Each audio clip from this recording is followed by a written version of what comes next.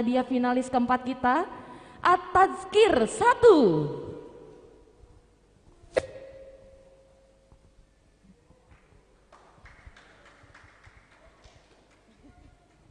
Boleh tepuk tangannya untuk At-Tazkir 1.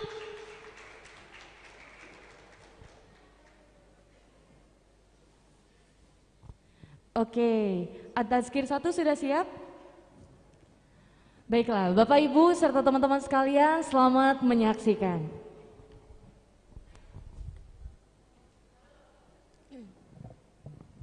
Cek. Cek. Cek. Cek.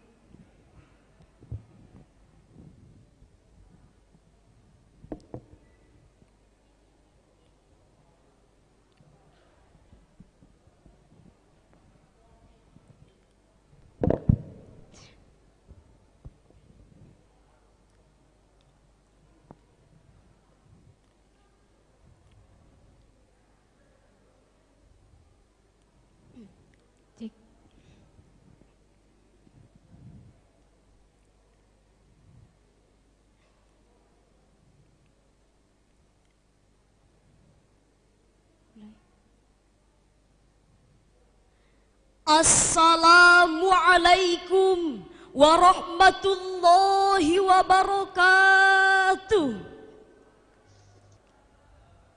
Alhamdulillahilladzi ja'alal fata quwwatan syadidah.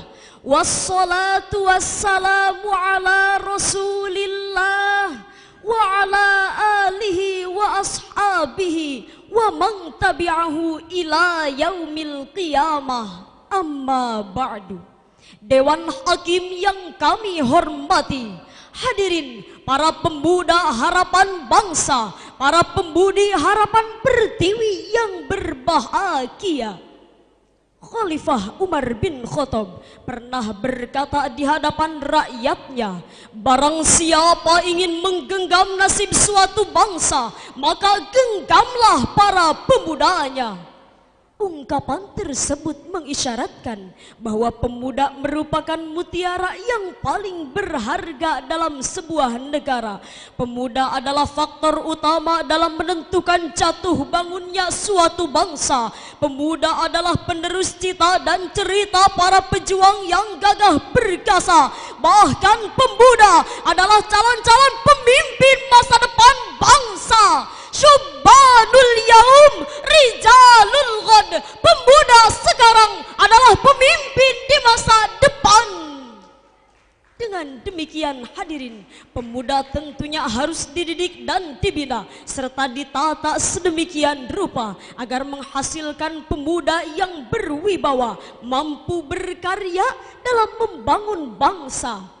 Namun sebaliknya, jika pemuda tidak diarahkan dengan baik, tentunya akan melahirkan para pemuda yang malas, tidak punya aktivitas, tubuhnya lemas, tidurnya pulas, gaulnya tidak waras, akhirnya masuk lapas. Kalau kondisi pemudanya seperti itu, maka harapan kemajuan bangsa pun akan kandas, masa depan negara pun jadi tak jelas, bahkan tak mustahil Indonesia pun akan bablas. Betul.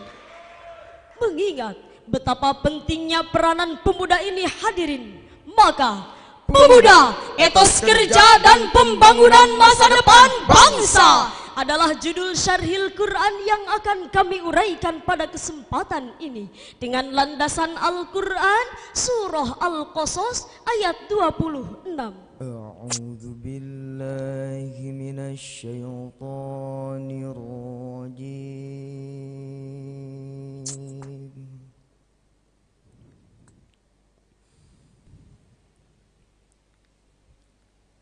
Bismillahirrahmanirrahim.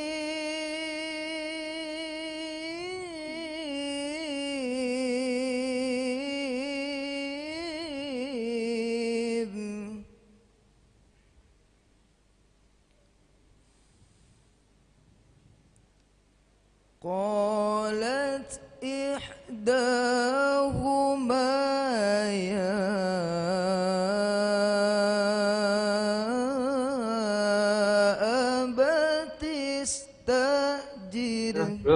Iya.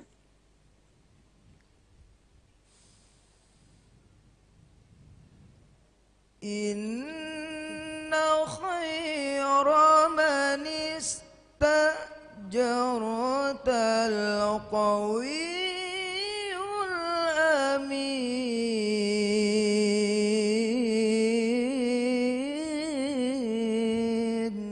Hamba berlindung kepada Allah dari godaan syaitan yang terkutuk.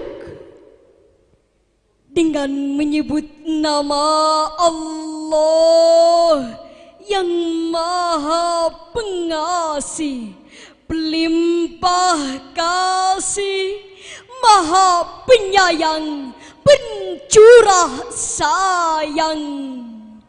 Salah seorang dari kedua wanita itu berkata, "Ya bapakku, ambillah ia sebagai orang yang bekerja pada kita, karena sesungguhnya orang yang paling baik yang kamu ambil untuk bekerja pada kita ialah orang yang kuat, lagi dapat dipercaya." Hadirin yang berbahagia, secara tekstual ayat ini merupakan negosiasi kedua anak Nabi Syuaib yang meminta Nabi Musa supaya diangkat menjadi penggembala ternak mereka, karena Nabi Musa adalah orang yang kuat dan terpercaya, sebagaimana terangkai dalam kalimat inna khaira man istajartal qawiyul amin, ay al qawiyyu ala hifdzil masyiyati wa islahiha, al aminul ladzi la takhafu khiyanatah. Sesungguhnya orang yang paling baik dijadikan pekerja ialah orang yang kuat dalam menjaga pekerjaannya serta terpercaya tidak mengkhianati amanah yang diberikan. Demikianlah penafsiran Khalid Abdurrahman Al-Aki dalam kitab Safwatul Bayan Lima'anil Quran halaman 388. Secara kontekstual, ayat tersebut memberikan isyarat bahwa ada dua sifat yang harus dimiliki oleh generasi muda guna menopang pembangunan masa depan bangsa, yaitu pertama al-qawiyyu, kuat. Al-Quran telah menggambarkan sosok yang kuat ini dengan bastatan fil ilmi wal jismi, yakni memiliki ilmu yang luas dan tubuh yang perkasa. Kita sangat memerlukan karakter pemuda seperti ini, berotak cerdas, berwawasan luas, dan mau bekerja keras, karena sifat ini merupakan ciri pemuda muslim yang tangkas. Bukannya generasi muda yang manja laksana anak mama, otaknya payah, semangat kerjanya lemah, akhlaknya sayyi'ah, mentalnya kayak Pak Ogah. Orang seperti itu hanya bernilai sampah, bahkan tak mustahil menjadi penghambat terwujudnya baldah thayyibah. Betul! Sebagaimana terdapat dalam sebuah syair yang berjudul Jaran Goyang yang dipopulerkan oleh Via Palen, yang kami gubah syairnya. Jangan bilang kau pemuda kuat, jangan mentang-mentang badan sehat, tapi kerja kerasmu tak giat. Innalillah, innalillah. Jangan bilang kau pemuda kuat, jangan mentang-mentang badan sehat, tapi kerja kerasmu tak giat. Innalillah, innalillah. Pantas jika Rasulullah sallallahu alaihi wasallam dengan tegas bersabda, al-mu'minul qawiyyu khairun wa ahabbu ilallah minal mu'minid dha'ifi. Seorang mukmin yang kuat lebih baik dan lebih dicintai Allah daripada seorang mukmin yang lemah. Kedua, amanah. Secara terminologis, amanah berarti hiyal a'malul lati tamanallahu 'alaihal ibad, segala pekerjaan yang telah diamanahkan Allah kepada setiap hambanya. Demikianlah penafsiran Syekh Muhammad Ali As-Sobuni dalam kitab Safwatut Tafasir jilid 1 halaman 501. Lalu bagaimanakah sikap para pemuda di negeri kita? Alhamdulillah hadirin, sejarah telah mencatat dengan tinta emas bahwa kemerdekaan Indonesia terjadi tidak lepas dari sumbangsih para pemuda yang kuat dan amanah. Terbukti sejak tahun 1908 masa kebangkitan nasional sampai menjelang detik-detik proklamasi dikumandangkanlah berbagai organisasi kepemudaan seperti Persatuan Pelajar Stovia, Trikoro Darmo, Jung Islam Maitenbon. Bahkan kita mengenal Budi Utomo, tokoh pemuda yang karismatik. Mereka semua menjadi the founding father, pendiri, penggerak yang mampu merebut kemerdekaan. Jika tanpa pemuda tidak mungkin Indonesia ini merdeka. Betul.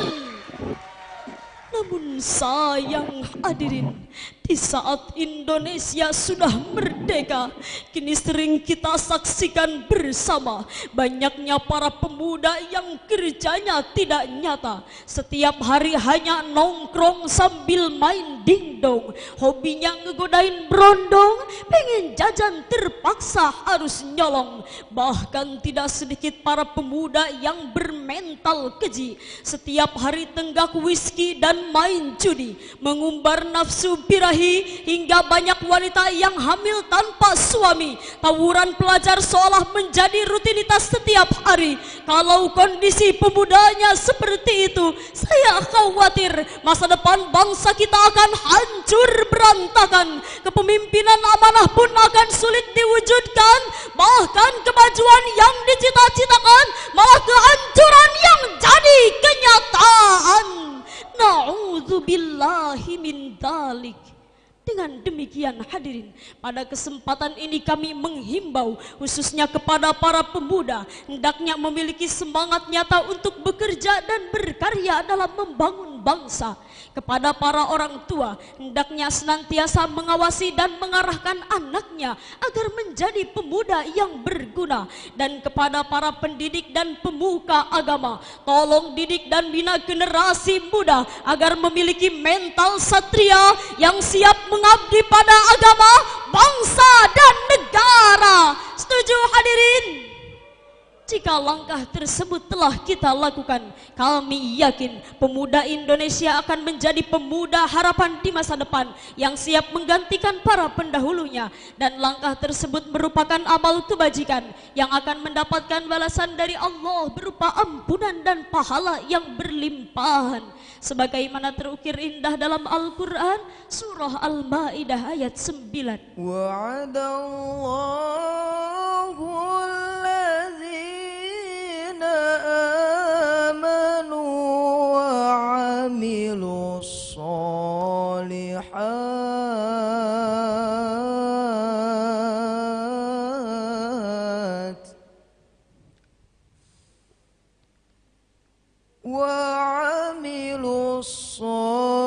الصالحات لهم مغفرة وأجر عظيم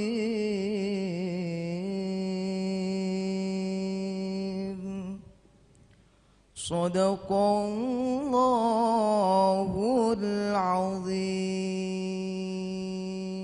Allah telah menjanjikan kepada insan-insan yang beriman dan beramal kebajikan, bagi mereka ampunan dan pahala yang berlimpahan. Maha benar Allah dan Maha Agung. Dewan Hakim dan hadirin yang kami hormati, dengan berakhirnya lantunan kalam ilahi tadi, uraian ini dapat kami simpulkan bahwa pemuda merupakan tulang punggung suatu negara yang harus dididik dan dibina dengan penanaman semangat bekerja dan berkarya berkarya agar bangsa Indonesia menjadi bangsa yang sejahtera disertai limpahan berkah dari Allah Subhanahu wa taala. Amin ya rabbal alamin. Sekian dan demikian yang dapat kami sampaikan. Mohon maaf atas segala kekurangan dan kehilafan. Kami akhiri dengan sebuah pantun. Genbi Cirebon indah mempesona, Anggotanya ramah tanda bertakwa. Jika bangsa ingin jaya, binalah pemuda agar punya mental satria. Wassalamualaikum warahmatullahi wabarakatuh. Waalaikumsalam warahmatullahi wabarakatuh.